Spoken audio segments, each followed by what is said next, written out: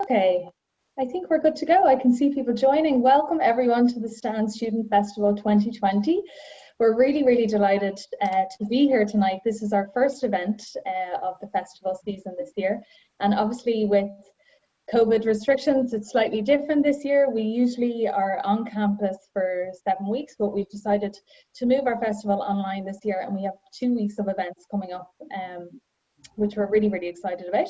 The focus of the festival this year is climate and forced migration. So we'll be doing a lot of events that kind of focus on the issues of climate change and the consequences that they pose to some of the most vulnerable communities across the world.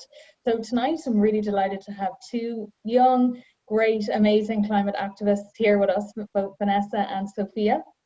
Do incredible work on climate activism and really advocating for a more sustainable and fair world. So really delighted to have them joining us here tonight to speak about their own experiences, and hopefully they will inspire and empower people in Ireland to take action.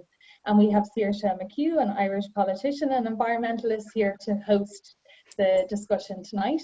And before I hand over to Saoirse, I just want to, acknowledge that we are running this festival with support from Irish Aid. So we're really delighted to have the Irish government support in raising awareness of such important topics.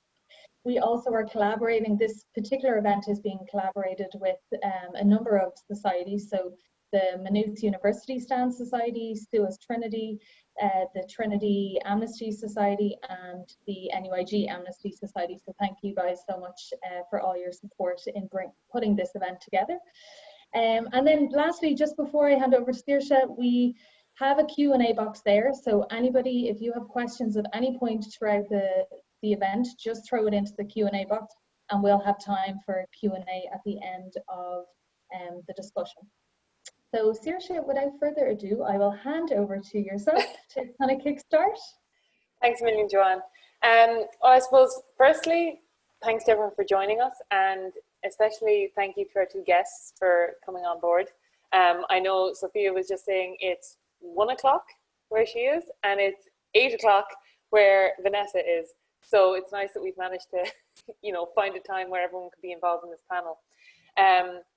Also, I suppose, well done to the Stand team for getting this online. Things can be so much almost easier to say, right, well, call into this lecture hall or wherever, we'll run this panel. But it's great that despite coronavirus and the restrictions involved, we can all still have these events and, continue on with these discussions. So without further ado, I'm delighted to welcome both Sophia and Vanessa. And Vanessa Nakate is a 23-year-old climate justice activist from Uganda. She began protesting alone outside the Ugandan parliament in January 2019, and over the months following, several others began to join her and the whole movement began to grow. Vanessa went on and founded the Rise Up movement and the Youth for Future Africa, which we will talk about soon. And she was invited to and spoke at the COP25 event in Spain. And along with around 20 other youth activists, she published a letter to the participants at the World Economic Forum in Davos. Sophia Kianni is an Iranian-American climate activist and writer. She founded Climate Cardinals, which is a non-profit organization that translates climate information or information about climate breakdown into over 100 different languages. And she represents the USA as the youngest member on the United Nations Secretary General Youth Advisory Group. I've been trying to memorize that off, on climate change. She works as a national strategist for Fridays for Future and is spokesperson for Extinction Rebellion. So ladies, thank you very much for joining us. Vanessa, I suppose I might start with you. I've given a very brief overview there of your CV, as it were. But I was wondering if perhaps you could talk for a bit about yourself and the activism that you've done around climate, and perhaps, explain to everyone what the Rise Up movement does and how it's all been going. Thank you very much. I'm happy to be here. As introduced, I'm Vanessa Nakate, and I am a climate activist from Uganda. Basically, my activism involves different activities, but mainly doing the Fridays for Future strikes in my country, in front of government offices, in front of the parliament, to demand for action. And the Rise Up movement is an NGO that I started because I wanted to help amplify the voices of other climate activists in my country and across Africa, because along the way I had started to see the struggle of different stories being had, and I wanted to try and make that happen, to provide platforms to help amplify these voices, because I believe that every activist has a story to tell, and every story has a solution to give, and every solution has a life to change. So in general, I'm a climate activist. I do climate strikes, and maybe I also handle a certain project that I started of installing solar panels and eco-friendly stoves in rural schools, because I wanted to drive a transition to renewable energy, as well as reducing the amount of firewood that is used in school preparation. In my country, most of the schools use firewood to prepare food. So through this project, we are able to cut down on the amount of firewood that is used. We are able to educate the students about climate, about the planet, generally about the environment. So that is roughly some of the things that I do. That's a lot. Yeah, like you don't need to undermine, like that is a lot. And I suppose just before we move on, I was wondering, you know, when you started your climate strikes, when you started the Friday strikes outside the Parliament, what reaction did you get? Like from, and how has that reaction evolved? Because I see it here a lot in Ireland. You'll have government officials and politicians saying, "Oh, you're great, aren't you know, you're so great for doing this," and then just continuing doing what they were doing. But quite outwardly very positive reaction from people to the climate strikes. Well, of course, from family to friends, the very beginning, most of them found me to be very weird and very strange to go to the streets and hold the placards. Yeah, but I just continued to do the strikes because I was looking at the bigger picture, and that was protection of the planet and protection of the people who live on the planet. With the government leaders, of course, it is the same thing across the world. They praise us, they say that we are here to serve the world, that we are doing great, but then they do not do the things that we are asking them to do. And that makes them hypocrites, because they acknowledge the work that we are doing. They acknowledge that, okay, the young people are trying to show us the right direction, but they never walk towards that direction. So in the beginning, most of the people saw me as a weird girl who did not have anything to do, who was wasting her time, who would rather have looked for a job after graduation. So there's so much of negativity. But then along the way, other young people, especially those I've been at school with, they started getting inspired, and they decided to start striking with me every Friday, and also take part in some of the actions and the activities that we organize. For the leaders, it is still the same reaction, which says, "Kids, you are doing great," but they never do what we are asking them to do. Yeah, I think that's something a lot of the climate movement can relate to. And Sophia, I suppose before we get too much into government reaction, would you like to just talk a bit about yourself and the work that you do, and maybe explain to everyone what Climate Cardinals does? Yeah, of course. So it's such a pleasure to be here. I'm Sophia Kianni. I'm an 18-year-old Iranian-American climate activist. Really, my passion for climate advocacy began about 6 years ago when I was in middle school. I took a trip to Iran, my parents' home country, and I really realized that the pollution there was horrible and that there was a Middle Eastern climate crisis happening. I learned that temperatures in the Middle East are rising more than twice the global average. But the worst part for me was that my relatives really didn't know anything about climate change. And I even found a study that said only 5% of Iranian university students can even properly explain the greenhouse gas effect. So there was really like an educational discrepancy between how hard Iran was being hit by climate change and how much the people knew about it. And so I realized I couldn't really find any information available online in Farsi, which is the language they speak. So I had to translate information from English to teach them. And so this is really what I've been doing for the past 6 years. And I realized like I was able to have such an impact on my relatives and their community because they really started to care about climate change and to talk about it. And so through founding Climate Cardinals, I wanted to inspire other young people to really do the same thing that I was doing, which was to volunteer their time to translate climate information into different languages, to educate people from all around the world and really empower consistent access to climate information, especially for marginalized communities that are being hit the hardest. Okay, that's a fairly impressive step to have taken. And I wonder, I suppose I was just, I've been reading about Climate Cardinals earlier, and I was wondering, how are you, and maybe you're not at all, but how are you looking at Climate Cardinals going forward? So what I mean by that is, you have this body of translation and this body of work.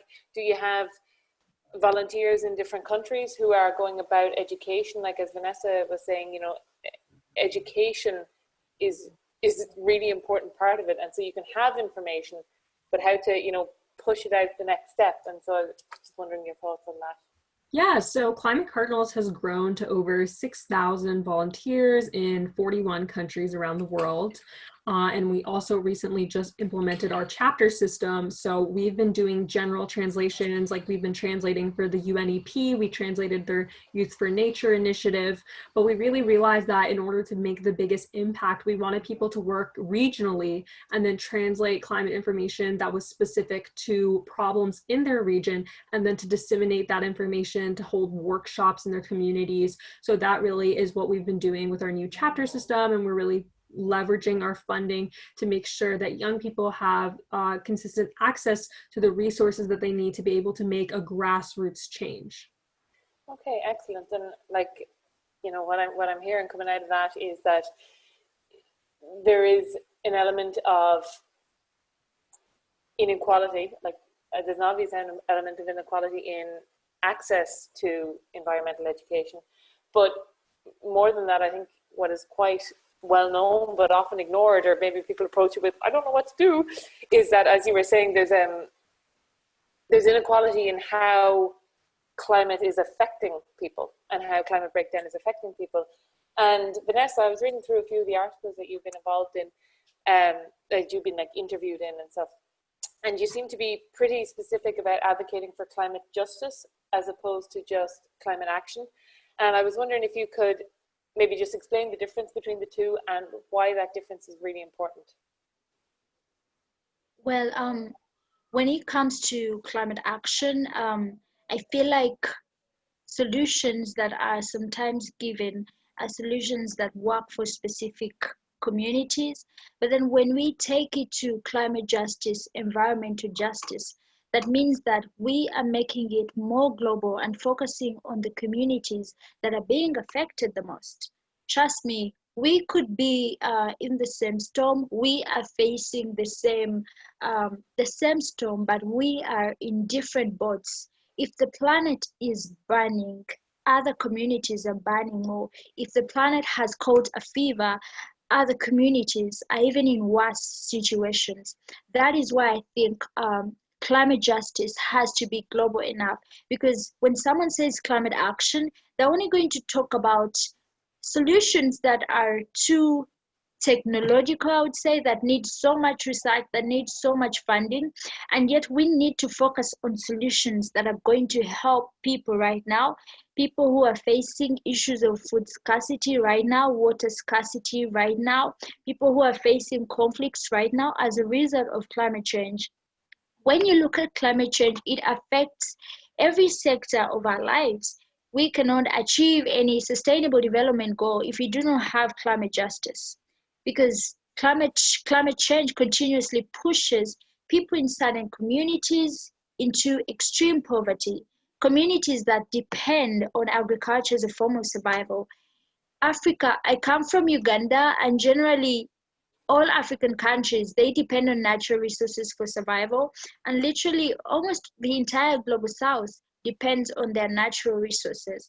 And climate change greatly threatens those resources, from food to water. And these are things that are happening right now. These are things that are not coming in the future. When you say climate action, many times people feel like, okay, this is coming in the future. But I want us to look at the justice bit of it, to connect it with social justice and racial justice, because the three of them interconnect. Look at the communities in Western countries that face the worst of environmental disasters. The communities of people of color, communities of indigenous people, communities of Black people. When you come to Africa, African countries are hit so much by climate change. People are struggling with food crisis, water crisis, with diseases, all as a result of climate change. So I believe that if we want the real climate action, the real climate justice, real environmental justice, we have to understand these intersections and make sure that the solutions that we are looking for are needed now. We actually know them. For example, when you look at education, especially for girls and young women, it is a solution that isn't talked about in many circles, especially in the environmental circles. And yet it is a solution that can help us in the climate crisis, because you are empowering the girl child, you are empowering the women, not just individually, but also in their families, in their communities. These are the people who are going to become tomorrow's politicians. If you educate them, they will understand how best to protect our planet, so that tomorrow's politicians, that tomorrow's campaigners, that tomorrow's scientists. So I believe that solutions like education are solutions that can be started now, instead of us looking for out of this world solutions that are not going to work for everyone. Yeah,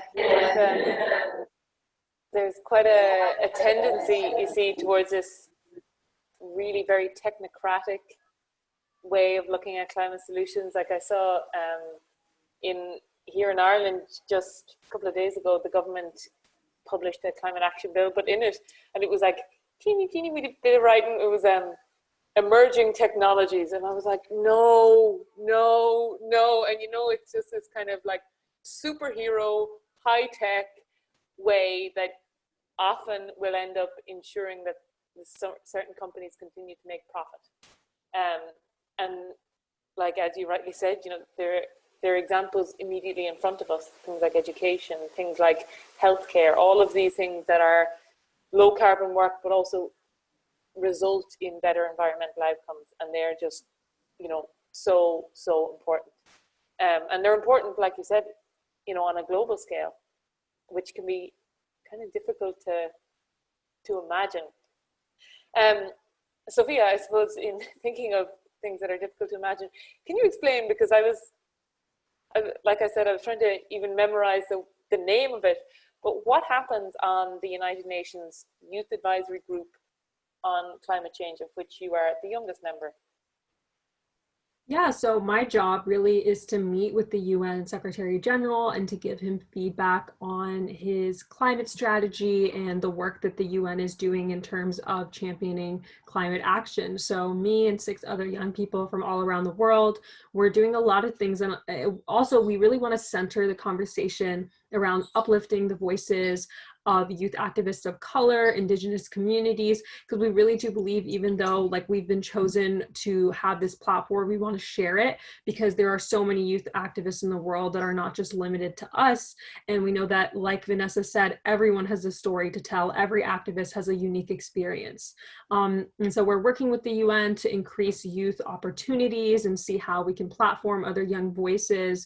And then also with the UNEP, like initiative that's personal to me as Climate Cardinals has been translating their Youth for Nature manifesto, which is about the importance of protecting Earth's biodiversity. And we're really trying to make it the world's most widely distributed manifesto on planetary health. Okay, brilliant. And I suppose, you know, as you're talking about there, as you're talking about the advisory group, it all sounds very hopeful. And like Vanessa was saying earlier, you know, you'll hear politicians saying, "Oh, you're great, you're fantastic, you're going to save us all." And with all these positive messaging, like if you just read the paper, you'd be like, "Wow, this government loves the environment." But I was wondering, and you don't have to get into like a deep, you know, picking apart society, but where, in your opinion, is that disconnect? Like, why do we have, you know, all these, you know, high level commitments, these multi-national agreements, and yet we're standing holding empty hands, looking around saying, "Lads, what's happening?" I just wonder, have you any thoughts on that? I mean, I think part of the problem is that people say they care about climate action, but then they're not connecting the dots to realize that if you want progressive climate policy and to really have climate justice be implemented, you need to go out and vote, and you need to go out and vote for climate friendly candidates. Like if you look at the United States government right now, we have Donald Trump in office, who is a clear climate denier, who has undone so many environmental regulations, and we're really going backwards on all of the progress that we made. And so it like we need to have progressive climate policy being implemented all over the world. So if we're having huge countries like the US stepping out of historic agreements like the Paris Climate Accord, then we're not going to see the results that we really need. And I really do think part of it is about, we need to make sure that we're educating people and making them realize that no matter how much you do on an individual basis, the climate crisis has systematic roots, and in order to be able to solve it, we need like governmental action, and the way that we can have governmental action is by voting in climate friendly candidates. Okay, Vanessa, have you any thoughts on that? Well, I think that many times we forget about the root cause of the climate crisis. I feel like some of the things that the leaders do, it's more like sweeping off, but not going to the root cause of the problem. Like Sophia has said, the climate crisis has systematic roots, and if we are to address it, we have to pull it down from those roots, and I feel like the leaders are not doing that. And then the other disconnect, it comes from who is responsible. You know, many times I feel like responsibility is put on the young people, responsibility is put on the activists. You attend a webinar, or you attend an interview, or you attend a conference, and instead of asking what should the leaders do, the question is always, what should the young people do? What are the young people doing? We are not the ones in office. If we were, probably we would do that. But what we have are the voices and the few resources that we have to advocate and tell you that we are in a crisis. So do something about this. So many times there is transfer of responsibility from the adults who are supposed to clean up the mess to the young people. So I feel like that has also led to the delay in the action that we need. It's like we are in a game. I was at a conference recently, and they were trying to put the blame on the young people for the climate injustices, for the climate damage that we are seeing right now. And I think it was so sick, because they were trying to say, you young people, you have mobile phones, you have computers, the clothes you wear, all these contribute to this and that. And I was thinking in my mind, I never got the opportunity to speak against that, but in my mind, I was saying that we are trapped in this kind of system that we found. This is the system that you set for us, and we cannot live in the best sustainable way possible because we are trapped. There are communities that cannot live as sustainable as they would want to be because of the system that they're in, and that is forgotten many times. So responsibility needs to go back to the adults, those in office, the leaders, because they are the ones who are supposed to clean up this mess. We are speaking up. Now they have to do what we are asking them to do. And also for different organizers or for media, they should shift the question from what are the young people doing, what should the young people do, to what should the leaders do. Yeah, I think you're dead on there with that. I wonder, how do you, so, and this applies to both of you actually, you know, being invited to conferences and being invited to speak at, you know, COP25, being invited onto United Nations panels and stuff. How do you, in yourselves, or maybe it's easy for you, not get kind of put off the urgency of your message? So, and what I mean by that is, like, I think if I was being, you know, flown somewhere or invited to a meeting, you know, I would end up feeling like, maybe not bad for saying you need to do this, you need to do that, but definitely I think I would run the risk of having my conviction co-opted. And I was just wondering if, it might be just that I'm way more shallow than either of you, but is that ever a challenge for you? Do you ever have to maybe remind yourself, being like, no, wait, you know, they're being friendly, they're telling me I'm great, but they have the power to do things and they're not doing it? And I was just wondering how you dealt with that. I suppose maybe Vanessa, you might answer first. Well, of course, when I'm invited for maybe some conferences, many times they are so nice, like you've said, but then it's like I wait for that time when they do not expect it to say what they have to do or to say what they're not doing. Okay, it's like I keep smiling the whole time until I get on the stage, and then they're like, okay, why did we call her? Or why is she saying this? She's been smiling all the time. So I don't give them a heads up of what I'm going to talk about. But when I get to speak, I don't give a damn about what they're going to think. I don't care about their reaction, because that is the message they have to hear. However much they smile, however much we smile, that doesn't change the fact that we are in a climate crisis. Yeah, definitely. And Sophia, about yourself? Yeah, I very much feel the same way. And part of it has been like implementing that justice component. When I'm having conversations with people, we'll be like, oh yeah, like we need to implement like an emission cap or something. And then they're just like talking about how we need to like solve climate change. But then they never mention how climate change is disproportionately affecting people of color, women, or Indigenous communities.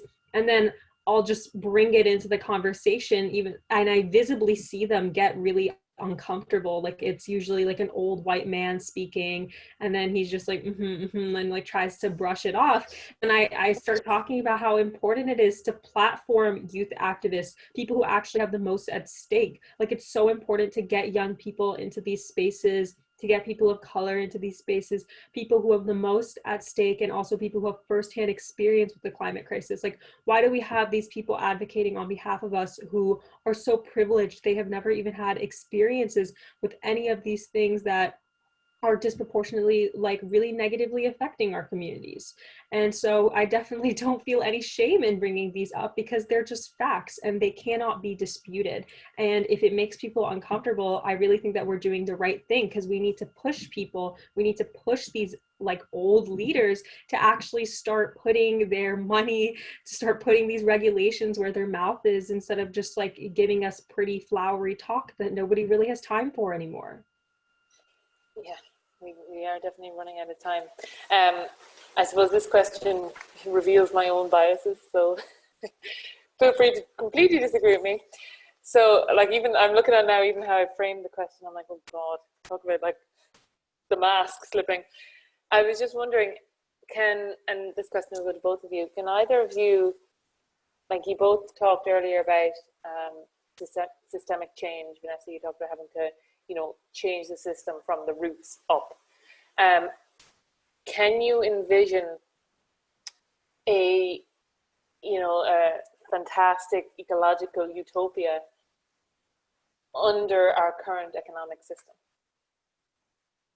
Vanessa, go first.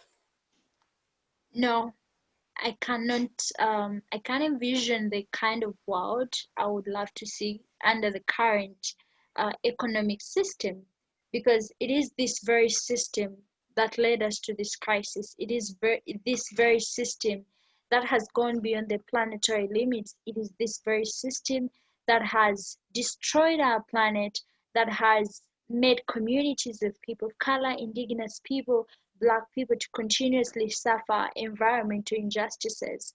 So the only way I can imagine that kind of world is having a system that will put the people first, a system that will put the planet first.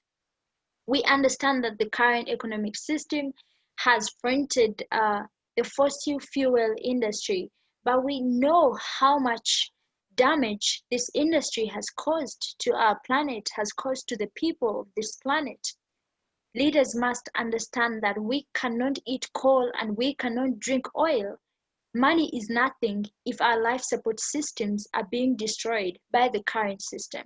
So I would envision that kind of world in a system that ensures that people have access to necessities of life, like food, like water, like shelter, like health facilities, and yet climate change is affecting all those sectors of people's lives. So I would envision a world that ensures that people are happy, people are protected, and the planet is protected, ecosystems are protected. The current economic system does not respect our life support systems. No, and it's probably responsible for the inertia that we see in world leaders, because Exactly. money, it really calls a lot of the shots. And Sophia, I was just wondering, like that, I suppose, maybe I'll change the question a bit in like, what is your hope for the future? Yeah, I mean, when I really think about that question, all I can think is that companies have just been prioritizing profit over planet, profit over people, because our current system, honestly, the way that our world is built is that from the moment people are born, we're instilling in them how important it is to make money instead of instilling in them how important it is to care about one another, to really instill empathy in people from a young age, which I think has so many different root causes, whether that be our education, our societal norms and mindsets, and of course our economic system. Because like, what is it? 100 companies are responsible for 71% of the world's emissions. So it's just preposterous to me that that small group of people can have such a horrible impact on the rest of us. It really shouldn't be that way. And there's so much money in our world. There are people with so much influence that if we wanted to see these changes to really ensure that people have basic rights like healthcare and education, we have the means to make that happen. The problem is greed, people in power just not caring enough about their constituents.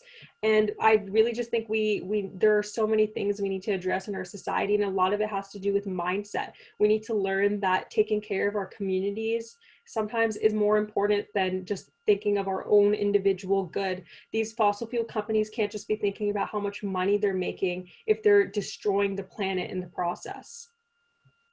Yeah, I think the coronavirus pandemic provided a really, well, if you could say good, but a really useful way for a lot of people to visualize the problems with our capitalist economy, because all of a sudden, overnight, the work that was really valuable, the care work, the education, the healthcare work, the farming, that was highlighted as necessary, and all the financial work, all the extra work, I suppose, could shut down, and our societies kept ticking over. And I think it highlighted to a lot of people what really was important.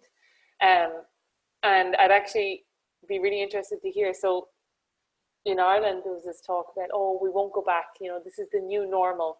And a lot of people, including environmentalists, were getting quite excited that maybe we wouldn't go back to, after coronavirus, maybe we wouldn't go back to cheap flights everywhere and massive subsidies for, financialization, for financial markets and for damaging agriculture. But it seems like those lobby groups have, been persistent in ensuring that we will be going back to that. And I was just wondering, what was the conversation like in Uganda, for instance, Vanessa? Well, during this period, basically, the conversation that I had the most from different people across the country was the conversation of a food crisis. That is the biggest challenge that I saw in this pandemic. There's a hike in food prices, and many people were struggling to find something to eat. Many people had lost their jobs. Many people had to stop working. So the conversation was mainly about the kind of society whereby a child has to sleep hungry, whereby a family has to survive on just $1 or less than $1 a day. These are realities that hit people in this period.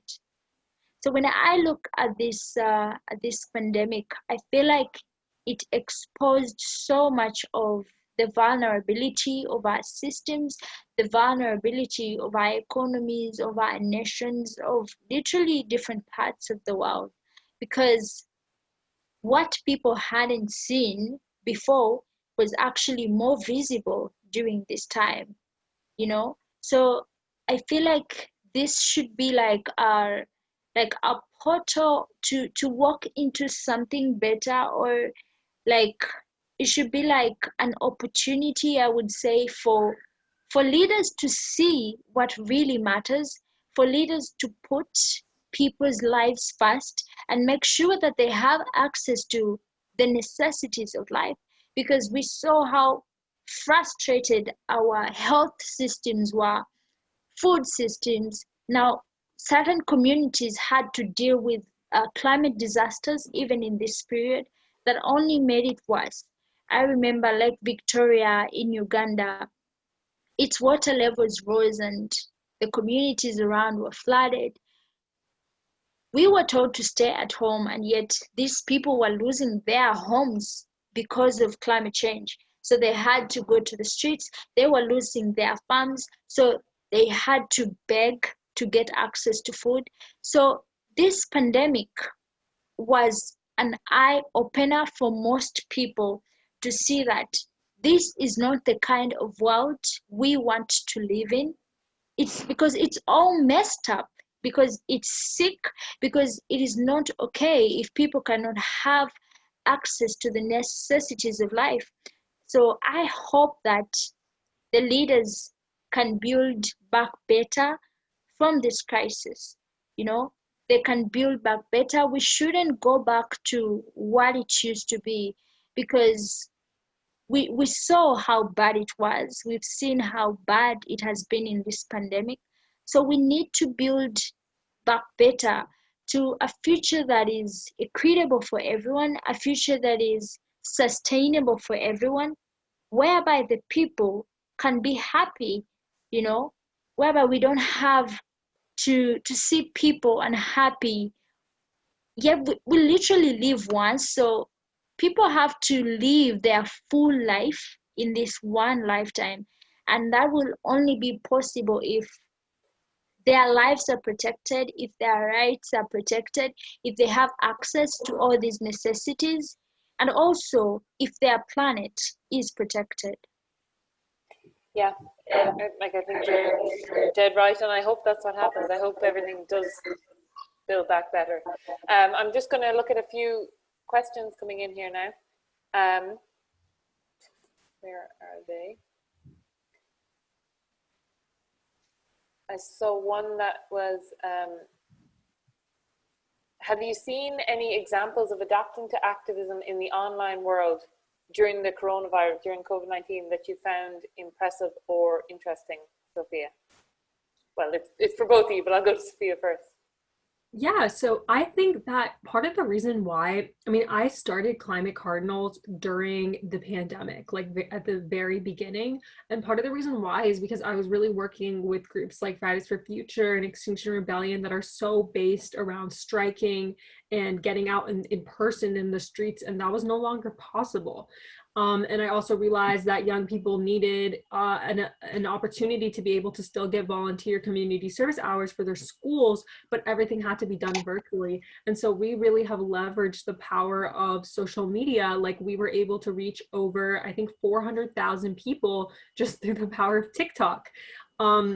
Which is how we drove so many people to come volunteer with us. So I think that this pandemic has really given me and so many other activists a lesson in how powerful social media is, and is going to be even after this pandemic, in mobilizing people from all over the world to really come together to work on solutions no matter where we live. Yeah, and I think it's probably great because the youth are at a definite advantage when you come to social media. What about you, Vanessa? Did you see any particular examples that you? Well, basically, I remember when the pandemic had just started and all the lockdowns, I tried to do TikTok, but I wasn't so successful. It was really hard, really coming up with those videos and being so creative. But I continued with activism online, like on Friday, taking photos and sharing them on social media. And then I remember towards Earth Day with my fellow activists, we would do like daily video messages with the same message. Maybe if we want to say we cannot have climate justice without social justice, so maybe I would say we can, then another one says have racial, and then we just join all the videos like in form of a collage, and it feels like one message that is said by different people. So we did a lot of that. And yeah, I believe that even in these lockdowns, the climate movement only became stronger because we kept on sending the message to the leaders that we want change. Okay, excellent. Another question here. Do you think issues such as migration are linked to issues of climate change? I know we touched on this earlier with, well, I suppose with both of you, but we never explicitly went into it. So Vanessa, would you like to answer that question? Well, of course, there is an intersection between migrations and climate change. When communities experience climate disasters like hurricanes, like floods, they are forced to move. And, you know, there are so many things. Some communities, when they experience the climate disasters, they are exposed to more conflicts, and some people have to move, the migrations and all that. What is sad is that when people migrate to try and save their lives, to save the lives of their kids, to save the lives of their families, to try and look for a better way of survival, those who are responsible for the climate crisis raise their walls, they raise their borders, and people cannot save their lives. People cannot find refuge, if I should say. So there is a connection between migration and climate change.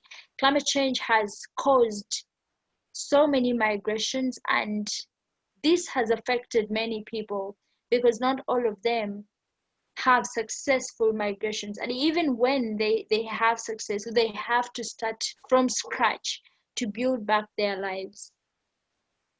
And I think, not that I think people should have to be in fear of it happening to themselves to care, but I do get the impression in Ireland sometimes that people think that climate forced migration is something that won't ever happen to anyone in Ireland, like it happens somewhere else. But there was a report out in May, I think, where it said that there's 70,000 Irish homes at risk of coastal flooding over the next 30 years due to climate change. And I remember a lot of people were kind of like, whoa, that, you know, that will happen here too. And I suppose so often with these climate models, people will say this will happen, that'll happen, but really we don't know. Will it happen fast? Will it happen slow? So it's something that, you know, is already happening. But, you know, we have no idea. Like the whole world might have to move and might have to move everywhere. So where will we go? Yeah, well, this is it. I know, the top of a hill, a lot of us. So, Sophia, what have you found to be the most successful ways of building your movement and building support? There are definitely a lot of different ways. I would again stress how important social media has been for me, just because my focus is really on mobilizing young people. Like the average Climate Cardinals volunteer is just 16 years old. So what's the best way to reach young people? Through social media, through their schools. And then also, I think that press and getting news outlets to cover the work that we're doing has also been really instrumental. Like we had 2 Forbes profiles written after Climate Cardinals launched, and those were so instrumental in giving us credibility, in giving us resources. People started to contact us because we really just need to be platformed, because sometimes it feels like young people are just shouting into a void. We're just talking and all it's doing is reverberating in our own like small bubble. But in order to really expand our ideas and expand our impact past like the people that we talk to on the daily, we need to be able to go to conferences like this, talk to more people outside of our network, and really get them to understand the impact of what we're doing. Yeah, excellent. And you, Vanessa, what have you found to be the most successful ways in terms of building momentum and building your movement? Well, speaking from a very, very personal experience, when I started activism and other young people wanted to do activism as well, I remember most of them felt so out of place to be part of the Fridays for Future, since many of the activists, almost all of them are like teenagers, and most of them were like 20, 21, so they were feeling out of place. And that is how I decided to say, okay, you don't have to feel out of place. Why don't we just call this Youth for Future Africa, to help you feel more involved, to help you carry out the strikes without being feeling left out. So that helped us in continuously building the movement and getting more young people to join us. And just like Sophia has said, helping to give platforms to young people is also a way that can really help build these movements, because from these platforms there are so many connections, there are so many contacts that are got, and we cannot get these if we are in our own small world, in our own small bubble, like Sophia has said. Because through these platforms like this one that you have provided, we have spoken, we have talked about the work that we are doing, and this in a way helps build the movement, because probably someone has picked Sophia's contact, probably someone wants to get in touch with me in regards to the Rise Up movement or with the other activists that I work with. So it's very important to platform youth activists and give them the opportunity to talk about their work and to tell their stories. Yeah, and actually that's a brilliant point. I'm sure you'll be both tagged in the little blurbs of the event so people can follow up with you if they like. I suppose a few last, like, the positive questions at the end, so we don't leave everyone on a downer thinking about climate breakdown. What is your achievement in climate activism that you're most proud of? Vanessa, maybe that'd be you. I don't know, honestly. Honestly, I don't think there is something that I would call an achievement. But then what really makes me happy in this period I've been an activist is that other young people have been inspired to start activism, is that I'm able to, organize here and there so that we can have strikes. For example, if there is a global strike, I can try and organize resources so that we can do a powerful climate strike so that our message comes out stronger. I think I'm really proud of that, to be able to organize with fellow climate activists and make sure that people listen to our message. And also, I feel like there has been an improvement, though it is still lacking. The world is starting to listen to diverse voices in the climate movement. That is something I'm also happy about, because at the beginning of the year, I was cropped out of a photo, and at that time, yeah, it was really very disturbing. But when I spoke against it, I didn't know how powerful that would be. I didn't know how it would affect my activism. So in a way, I would say through my journey, I feel like my audience and the people who listen to me and the people who listen to the work of the other activists that I work with, that I share on my platform, I feel like there's been an improvement in the number of people who listen to our stories, in the number of people who invite us on these platforms. Yeah. Yeah. And are you hopeful? Yes, of course, I'm hopeful. Why? Because millions of voices are speaking up. That is my hope, when I know that, okay, if I'm not okay today, Sophia is speaking up. Maybe if Sophia is not okay, I'll be speaking up. So I know there are millions of voices out there. That is my motivation and hope to keep speaking, because I know they're not going to give up until we have a future, not just the future, but the present, because the present is already catastrophic for many people. So until the time when we can see that people are safe and the planet is safe, I know that I can trust the other voices that are speaking up. And it's probably encouraging in terms of helping you keep going. And yeah. What about you, Sophia? What achievement in climate activism have you been most proud of? Well, first I would say that Vanessa, the way that she spoke up against what happened to her when she was cropped out of that photo, honestly gave me so much hope, just because people really started to listen and understand how important it is to center diverse voices at the center of the climate movement, instead of just like platforming white activists and leaving those who are most affected by climate change behind. So I would say just like young activists like Vanessa who have been doing this work really do inspire me. And then I would say that the thing that I'm most proud of, there are so many like amazing things that have happened. I would feel bad just picking one, but I would point to like small instances that happen where one of my friends who like told me she never really thought about climate change, never really cared, through my work really was inspired to start an environmental club in her school. And it's small little things like that that just give me so much hope, because I realize like I'm not just shouting into an empty void. Like people are actually taking my thoughts into consideration, and young people understand how powerful using your voice can be, and they're really taking initiative to do the same things and to implement change in their communities. Yeah, and are you hopeful? I am. I'm very, very hopeful. I mean, it's easy to get discouraged when you see all the terrible things that politicians are doing, but I know that young people are going to be the generation to implement change. Yeah.